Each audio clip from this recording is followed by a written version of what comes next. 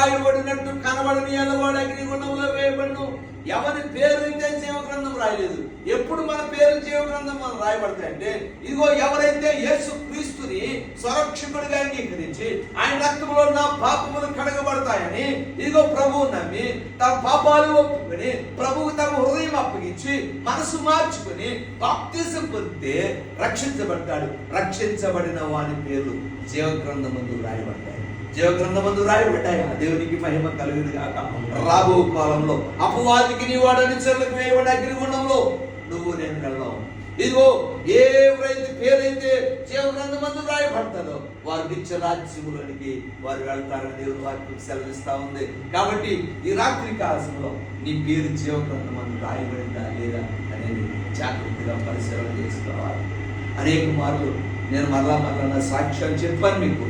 మన మందిరానికి వెళ్ళడం వలన మంచిది, మందిరానికి వెళ్ళడం మంచిది, ప్రార్థన చేయడం మంచిది, ఆరాధన చేయడం మంచిది, మన బాణి ఇవ్వటం మంచిది, ఇవన్నీ మంచిది. కానీ ఇవన్నీ మనల్ని పరలోక రాజ్యానికి చేర్చవు.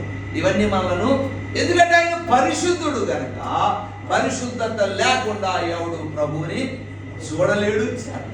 మనం ఎలా మరి పరిశుద్ధతలోనికి వస్తామంటే, ఎవరైతే యేసు క్రీస్తుని సురక్షకుడిగా అంగీకరించి తమ హృదయాలు ప్రభువుకి అప్పగిస్తాడో, ప్రభువు నీకు ఊహ తెలిసిన నాటి నుండి నీ యొక్క జన్మ నుండి వెలిగిన ప్రతి పాపాన్ని ఆయన తుడిచివేస్తాడు. ఇక ఆయన పాపాన్ని జ్ఞాపకము చేసుకోండి.